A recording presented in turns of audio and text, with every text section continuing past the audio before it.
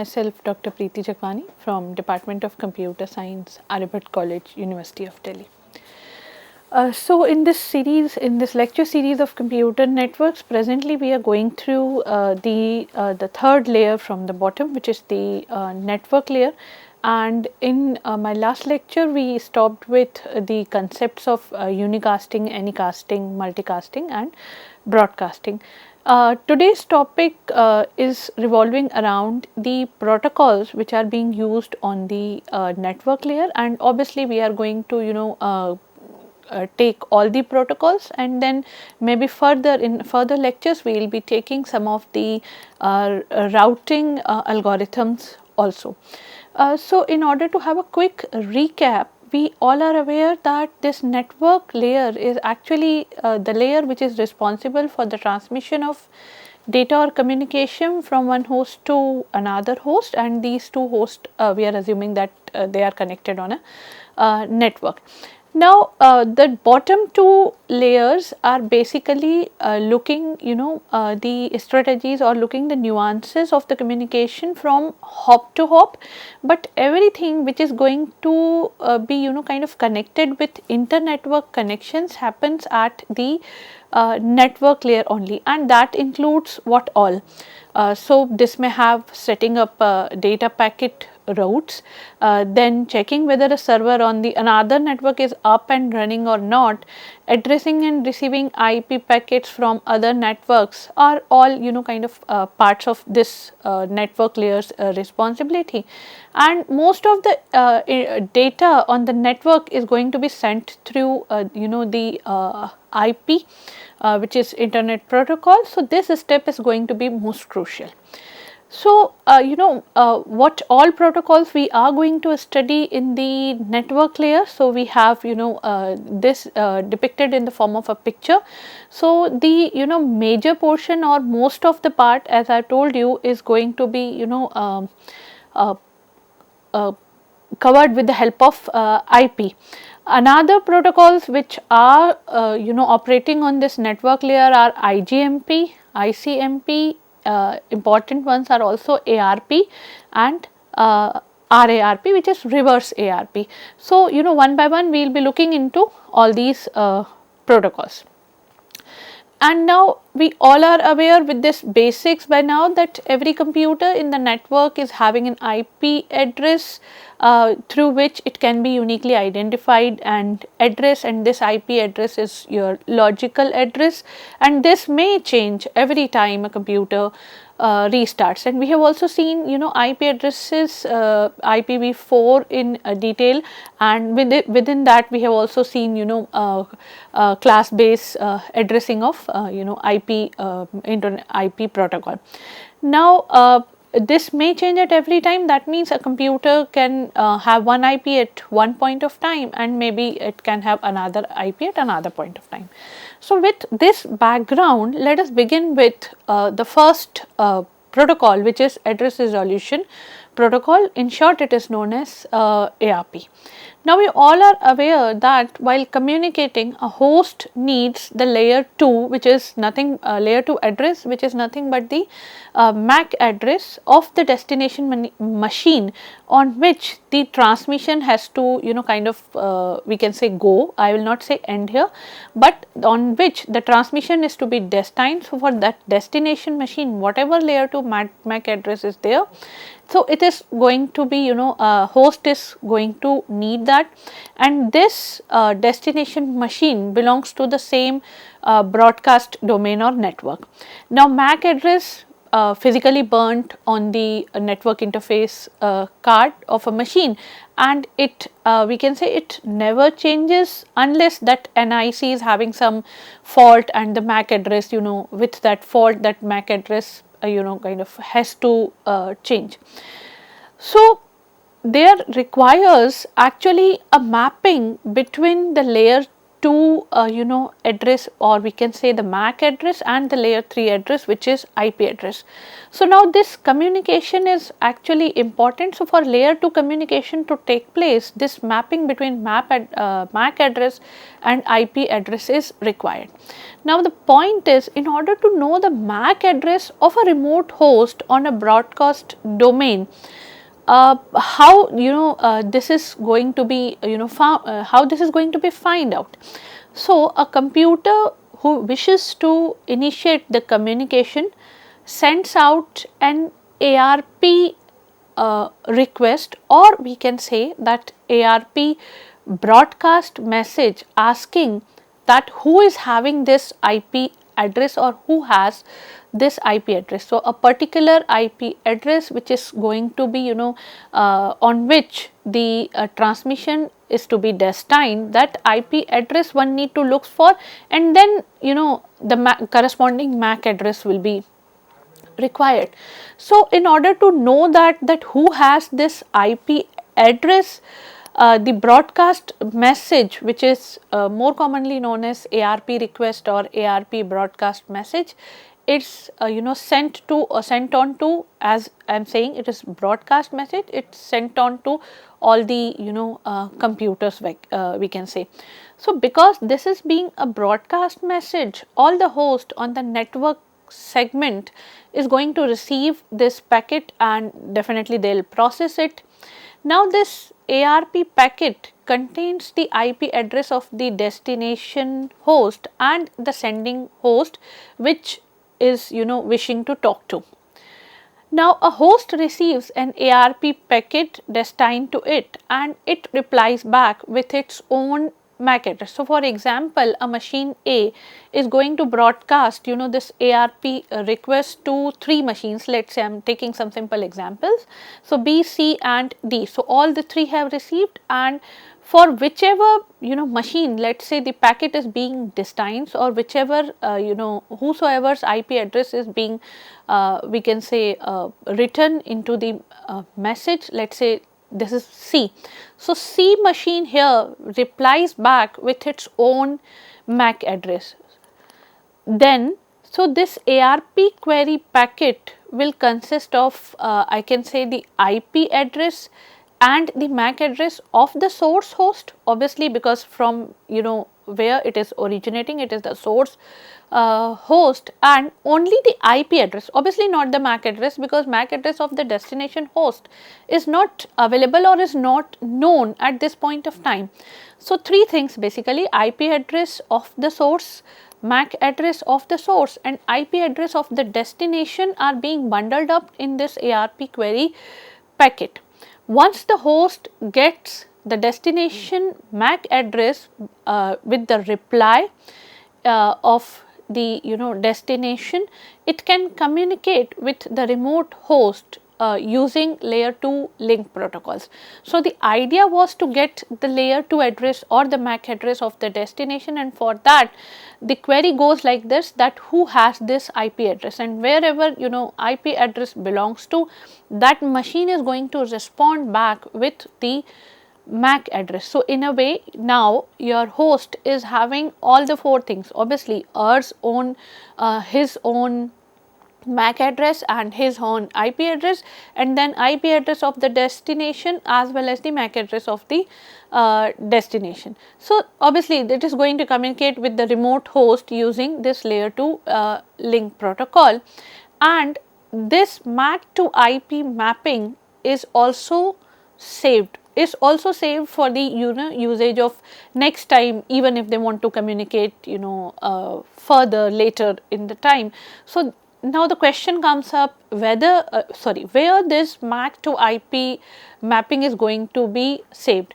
So this MAC to IP mapping is going to be saved in ARP cache of both the sending and the receiving host, and next time if they require to communicate, they can directly refer to their respective ARP caches, and from their ARP caches they are going to have that the corresponding MAC addresses and the IP addresses. Now node with its own IP address recognizes and sends the MAC address to the requesting node, and this is what we call is your ARP reply. ARP request is made by the host and ARP reply is given by the destination. So, both sending and receiving such packets in order to know the MAC address of the destination node. So, what is going to be I can say the repercussion here. Obviously, it is going to increase the traffic load. So, one side it is the actual data packets which are to be sent, and another side this is kind of requesting that who has this IP address, and the response is coming from the machine that I am having this IP address and here is my corresponding MAC address. So, obviously, traffic load is being increased. So, therefore, in order to reduce this traffic, because we always we can say wishes for the performance improvement, the system is going to make the use of ARP cache, and this ARP maintains a cache of recently acquired IP into MAC address bindings, and maybe next time that similar the communication is going to happen between the same source and the destination machine, and then this mapping which is being recorded or which is being, we can say, returned into this ARP cache is going to help us a lot, because next time they need not to kind of broadcast that query and then wait for the response if that cache is having this IP into MAC address binding. Now, one term or one particular protocol which is going to come up soon is reverse ARP. So, ARP here stands for Address Resolution Protocol. RARP, which is Reverse Address Resolution Protocol, is a mechanism where host knows the MAC address of the remote host, but requires to know the IP address in order to communicate. So, yes, we are going to look on to this reverse ARP soon. But before this, let us try to look in a step by step manner that how does this ARP is working. So, the host is going to broadcast. Now, here I am kind of insisting on the word broadcast, because that is essentially a broadcast query that cannot be a unicast or in any cast, because the host is not aware of that who is having this IP address. So, the host broadcast an ARP inquiry packet containing an IP address over the network in order to find the physical address of another computer on its network to which that IP address corresponds to. And obviously, along with it is going to include some more kind of addresses which is its own MAC address and IP address obviously.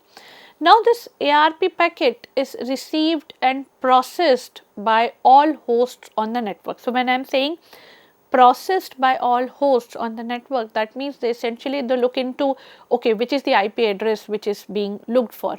Okay, so this is not mine, this is neither mine also. Okay, so this belongs to one particular machine. So, that intended recipient can identify its own IP address obviously, and then it will reply with the physical address.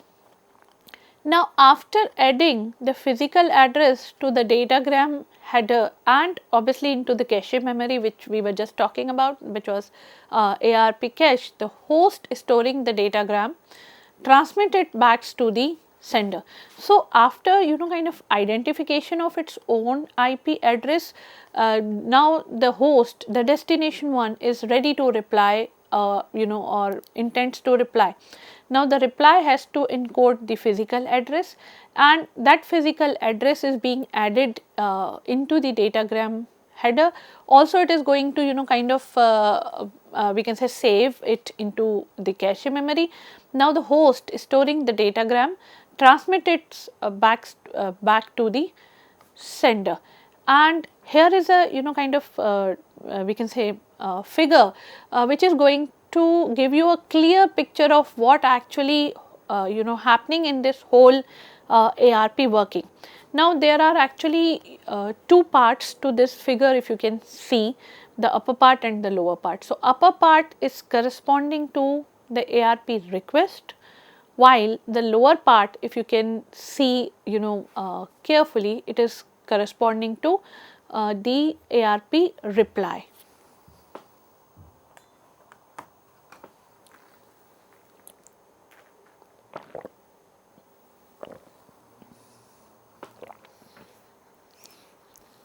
Now here in this figure, please notice that the first part, or the upper part of the figure, says that host, the system A, is actually looking for the physical address of the node with IP address 141.23.5 and .23. So that means some IP address is with the sender, and corresponding to that the physical address is required. That is what the bottom line, or that is what the whole agenda is. And in order to do that, a ARP request is broadcasted, sent to all the machines onto the network. Now coming to the lower part of the figure, the physical address, let us say whatever it is A46EF and something of that sort, that physical address is being replied, but that reply is unicast, because from the destination machine, the reply only needs to go to the sender. It needed not to be broadcast, because there is no kind of no reason behind broadcasting the reply. So reply is always going to be the unicast, while the request is always going to be the broadcast. The request contains the IP address and the reply contains the corresponding physical address, and this is this is what actually being shown in this figure. Moving forward, we need to look for how many types of this ARP, address resolution protocol, entries are there. So basically two types of entries, one is the static entry, another one is the dynamic entry.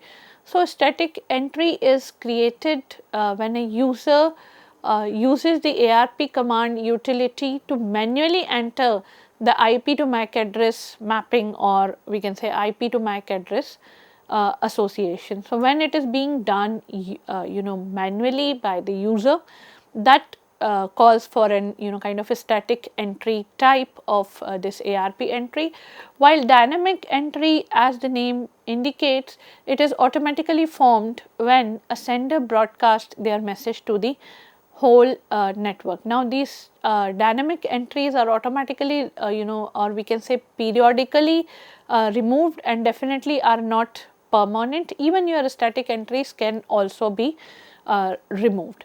So dynamic entry, one can say, is automatically formed or automatically created when the sender broadcasts their message to the network, while the static entry has to be done manually by the user. So this was actually the concept of ARP, which is the address resolution protocol. Moving further, we have we can say opposite version of this ARP, which is RARP, that stands for reverse address resolution protocol, and obviously it is going to be the opposite, or the work is going to be opposite that as that of the ARP. Reverse address resolution protocol is used to convert MAC address, which is the physical address, into the IP address, that is the logical address. ARP is for conversion of IP to MAC, while your RARP is for conversion of MAC to IP. So just we can say reverse of this process. Now RARP, which is the reverse ARP, provides with a feature for the systems and applications to get their own IP address from a domain name system or a router. So this is basically, we can say, the application or the utility that where this reverse ARP is going to be used. So this reverse ARP is going to be used to get their own IP address from a domain name system or maybe from a router. no, now when this is going to be kind of looked for, when this is going to be we can say required. So, this type of resolution is required for various tasks such as executing reverse DNA lookup can be one of the possibilities. So, as your reverse ARP works at low level, it requires the network addresses, and the reply from the server mostly carries a small information which is small information, but the 32-bit internet address is used and it does not exploit the full potential of the network such as Ethernet. So, but basically both of the this reverse ARP and ARP are having their own kind of application scenarios or usage scenarios in which they are going to be used basically. Now, we also need to look into that how does this reverse ARP work. So, in order to understand this working, let us look into these steps that data is sent between two places or two nodes, we can say, using the reverse ARP which is on the obviously on the network access layer, and every user on the network has two distinct addresses that we are aware, that is MAC address and the IP address, physical address and the logical address. Now, software assigns the IP addresses and the hardware then builds the MAC addresses into the devices. This is also a fact which is known to us, that hardware is going to build the MAC addresses into the device and software assigns the IP address. Now, any regular computer which is connected to the network can function as an reverse ARP server answering to reverse ARP queries which are being sent. It must, in this case, it must however store all the MAC addresses associated with the corresponding IP addresses. Only these RARP reverse ARP servers are able to respond reverse ARP requests that are received by the network. The information package or the information packet we can say must be transmitted over the network's lowest tiers. So, any kind of a normal machine which is connected onto the network, but maintaining I can say the or the mapping of the MAC addresses and their corresponding associated IP addresses can become an RARP server onto the network, and these RARP servers will be able to respond to the RARP requests that are received by the network. So, we looked into ARP and we are presently looking into RARP. So, using both the physical address and the Ethernet broadcast address, the client can transmit a reverse ARP request, and in response the server gives the client its IP address. So, in this scenario also for this scenario we can use this reverse ARP, that is using both the physical address and the Ethernet broadcast address. The client transmits a reverse ARP request, and in response the server is going to give the client its IP address. Now, let us quickly kind of summarize, or we can say quickly recap the difference between this ARP and reverse ARP. ARP is used to map IP to physical address, reverse ARP is used to map physical to IP address. Now, in order to obtain the MAC address, it is used, ARP is used in order to obtain the IP address of the network device. When only the MAC address is known, reverse ARP is used. So, as a output ARP gives IP address, as an output reverse ARP gives MAC address. The full form definitely is known for both address resolution protocol and reverse address resolution protocols. In ARP, broadcast MAC address is used, while in RARP broadcast IP address is used. One important difference between the two, ARP table is managed or maintained by the local host, while RARP table is managed by the RARP server. Now, ARP is used used basically on sender's side to receive to map the receiver's MAC address. RARP is used on the receiver side to map the sender's IP. Basically, the purpose is, we can say, just opposite for both of these two, and we have looked into kind of in detail the functionalities and the steps of these two.